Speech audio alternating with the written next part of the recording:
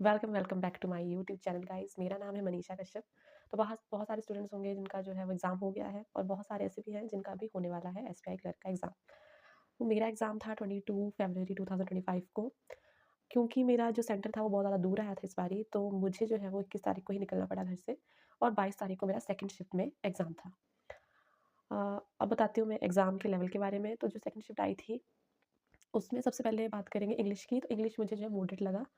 English में RC आया था, क्लोज़ टेस्ट आए थे और मिसस्पेल्ड भी आए थे, रीअरेंजमेंट भी आया था और वर्ड का यूसेज वाला क्वेश्चन भी उसमें आए थे।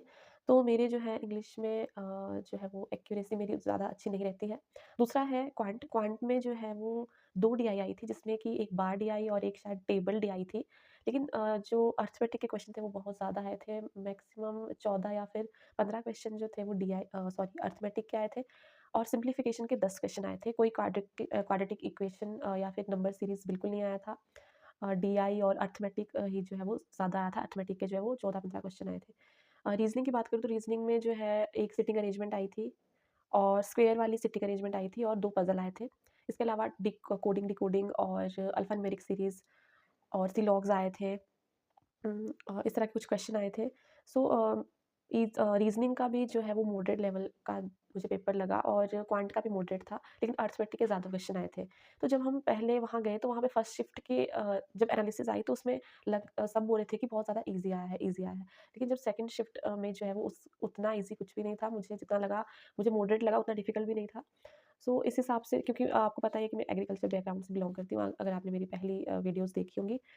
तो मेरी जो है वो तैयारी जो थी वो मेरे कॉन्सेप्ट क्लियर थे प्री के लिए जो हम पढ़ते हैं एफओ में, उन उस हिसाब से। लेकिन जो स्पीड रहती है वो स्पीड मेरी बहुत कम है।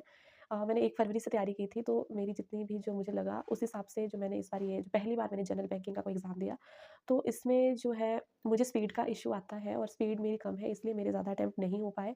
मैंने लिख के रखा है, मेरे क्वांट में जो है वो मैंने 17 क्वेश्चन अटेम्प्ट किए, बल्कि मुझे जो है वो 1-2 और भी क्वेश्चन आता था जो कि मैं अटेम्प्ट नहीं कर पाई, क्योंकि मेरे जो है वो मैंने सिम्प्लिफिकेशन में भी थोड़ा टाइम लगाया और मेरे जो डीआई वाले क्वेश्चन थे, उनमें भी मैंने बहुत ज़्यादा टाइम लगा दिया था।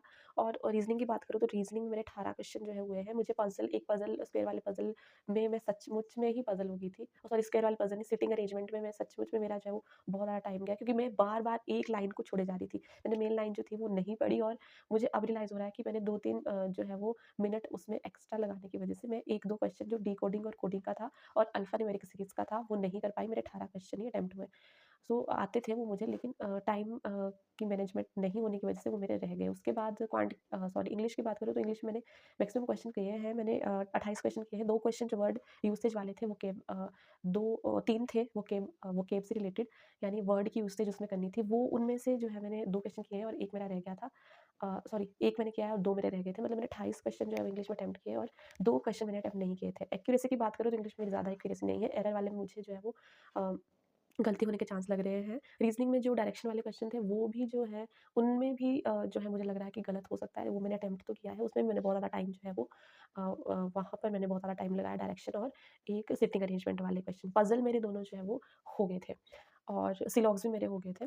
सो ये कुल मिला के देखो तो मेरे 63 अटेम्प्ट्स बन रहे हैं। सो क्वेश्चन जो थे वो मॉडरेट लेवल के थे। तो अभी जिनका भी एग्ज़ाम है, मैं यही बोलना चाहूँगी कि आप जो है मॉक टेस्ट दो। जितना भी दिन बचे हैं आपके पास, आप मॉक टेस्ट ही दो और उसकी एनालिसिस जो है प्रॉपर्ली करो। मेन है स्पीड। कॉन्सेप्ट जो है लगभग सभी के होंगे। अगर आपको कॉन्सेप्ट नहीं भी पता है, मान लो आपको अरिथमेटिक के कुछ जो है टॉपिक आपके छूटे हैं, क्योंकि बहुत सारे स्टूडेंट्स होंगे जिन्होंने लेट तैयारी की होगी या फिर कोई और पेपर की वो तैयारी कर रहे थे और एकदम से जब एसबीआई की नोटिफ़िकेशन आई तो उन्होंने भर लिया ये पेपर भी। तो आप मॉक टेस्ट दो, जो आपके कॉन्सेप्ट अभी क्लियर नहीं है, मतलब अरिथमेटिक का कुछ रहता है या फिर रीज़निंग के कुछ जो है वो टॉपिक रहते हैं, उसको आप छोड़िए। आप सिर्फ़ और सिर्फ़ मॉक टेस्ट दीजिए और उसके एनालिसिस कीजिए। अगर आपको कम टॉपिक भी आते हैं और अगर आपकी स्पीड अच्छी है, तो आपका ज़रूर होगा, क्योंकि बहुत ज़्यादा वैकेंसी आई है इस बारी। सो अब जिनका तो नहीं हुआ है, वो तो इस तरह से करो कि मॉक टेस्ट दो और ये सब करो। लेकिन जिनका जो हो गया है, वो क्या करें? मेरे ख़्याल से उनको करनी चाहिए मेंस की तैयारी।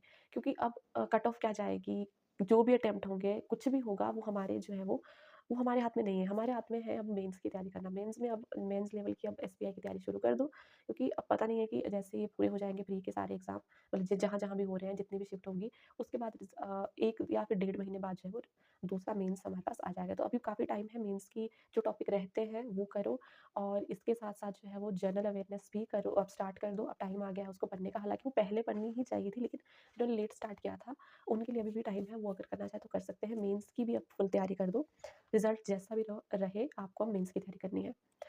सो यही था आज की वीडियो में। मिलते हैं नेक्स्ट वीडियो में। जो भी आपके अटेम्प्ट्स रहे होंगे वो आप प्लीज़ जो है वो कमेंट सेक्शन में ज़रूर जो है वो शेयर करें। अपने जो है वो शिफ्ट कौन-सी थी आपकी, ये भी आप बताएँ, कौन से दिन आपका एग्ज़ाम है, वो भी आप बता सकते हैं। तो ये था आज की वीडियो में, तो मिलते हैं नेक्स्ट वीडियो में, तब तक के लिए टेक केयर, बाय-बाय।